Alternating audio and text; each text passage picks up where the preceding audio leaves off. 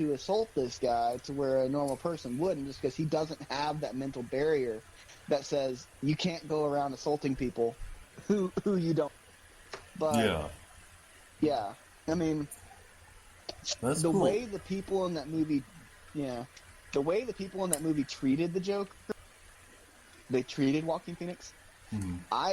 Like I said, by the end of the movie, I was like, holy crap, I'm not 100% sure I wouldn't have done the exact same thing he did in his shoes.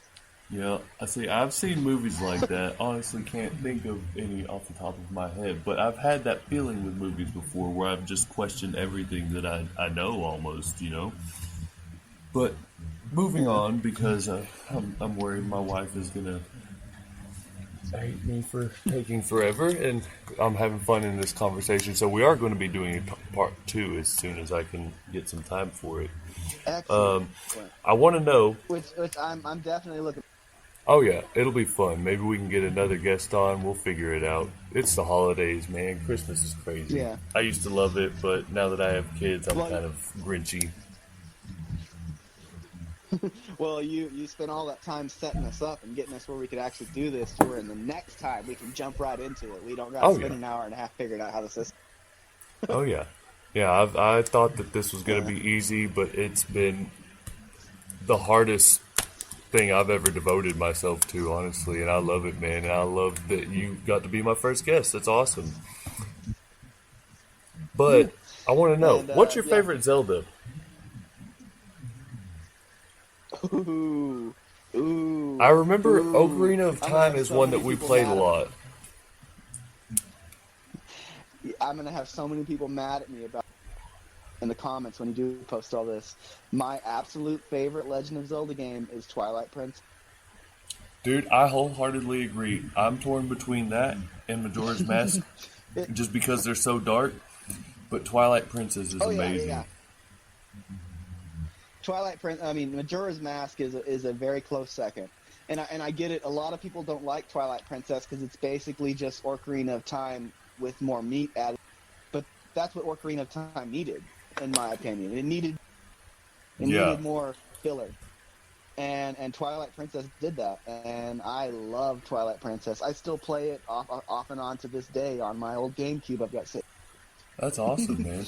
You know what's funny about Majora's Mask? There's a theory online that says that Link dies when he I think it's after Skull Kid takes Epona. He falls down this hole or something chasing Skull Kid, and you see all these crazy colors from the game come in. They say he dies in that moment, and the different temples are the stages of grief. Yes, or whatever they're called. The stages of purgatory, the stages of grief. Yeah, like acceptance and I 100%. Yeah, I 100% agree with that. With that analysis of the game, it definitely the temples definitely kind of fill that void of these are the different stages of grief when you die. That's really cool, man. Another really cool thing, I haven't played Breath of the Wild yet. I just recently got a Switch not too long ago, and I've heard it's amazing. But the second one that's coming out that I think is in the making, they say that it's going to be just as dark, if not darker, than Majora's Mask or Twilight Princess. And 2-player. I would play it. I have not played Breath of the Wild either. It's not like any Zelda game you've ever played from what I've seen. It's like free world. You don't have a set weapon or gear or anything like you would in the other ones. I can't really talk too much about it because I haven't played it, and I'm kind of in a hurry, sadly. But one last question, which is going to be part of my gimmick here on this podcast, is what, in your opinion, is the limit for talking about spoilers? Say a movie comes out, and respectful people don't talk about it for an amount of time. I'd say for a good movie, a month. For an amazing movie, 2 months. Which is really difficult, but I know how much I hate spoilers. The feeling is devastating What do you think? I more or less agree with you. You got to have a month, 2 months between your spoilers and stuff. I absolutely hate being spoiled. I was spoiled on The Walking Oh God, so many times by posts on Facebook. same. And, Someone told me Rick died, and I was so sad. Oh God, I just spoiled I it saw for. the same thing. It's on Netflix. If you haven't seen it, that's y'all's fault. Yeah, basically. But yeah, I'm the same way. You know, you don't want to do too many spoilers. I kind of expected this conversation to go a little bit into the Star Wars universe of Mandalorian. You know, since I saw your post on Facebook the other day. If I start talking about Star Wars, I'm gonna ruin the new movie. I'm not gonna get into that. Yeah, I have not watched the last 3 Star Wars movies. What? I do plan to, but I have been following The Mandalorian like a crazy cold, and that's been really great. That is a breath of fresh air for Star Wars, in my opinion. It's like a sci-fi western almost. It doesn't focus on Jedis. It doesn't focus on the Skywalker. It's amazing. I haven't caught up. I think I'm the most recent episode I haven't seen, and then the next episode coming out this week is supposed to be the last one of the season. Well, that's a bummer. I've seen all the episodes except for the one that just came out this past Friday. Yeah, it's me and the wife are probably gonna watch that later today. They actually released it Wednesday because the new Star Wars movie came out. I think some places it came out on Wednesday, but others Thursday. I saw it Thursday. Just to touch on that, because I don't want to get too much into it. Have you seen Endgame? Yes, I've seen it again. Okay. I don't know how you felt about it, but I thought that movie was damn near perfect. It closed all the stories really, really well. It was funny. It made me cry. I stood up and applauded at certain parts. It closed all the doors. It opened new doors. And I sat there the whole time from when that movie was released until Star Wars The Rise of Skywalker was released saying, please just let this movie be almost as good as Endgame. Just almost. And that's all I ask, because the last one that was released was... it was something else. Like, the dude started this new trilogy perfect. A new director came in, took the ideas he had, pretty much wiped his butt with them, had nothing to work with, like killed off the villain, and it's ridiculous, man. I'm sorry, that was a spoiler, my bad, don't hate me. Anyways, the J.J. Abrams comes back. I've heard rumors that George Lucas himself even came back for this, and they took that wiped piece of script and slapped him in the face with it. From 20 minutes into that movie until the credits stopped rolling, I was watery-eyed. I've never been that emotionally invested in a movie in my life. It freaked me out, honestly. So if you get a chance, watch it. It's amazing. And they did the exact same thing as Endgame, but just Star Wars. They closed stories, they opened new doors because Disney Plus. And it's just awesome, dude. But yeah, man, I figure we'll definitely do a part 2 of this podcast, and I would love to cover. Well, my biggest plan, which we got way off topic, was I was going to talk the rise and fall of the Resident Evil series, since that was kind of our poster. We didn't even talk about that at all, man. I've got the Umbrella Corporation tattooed. I totally forgot, honestly.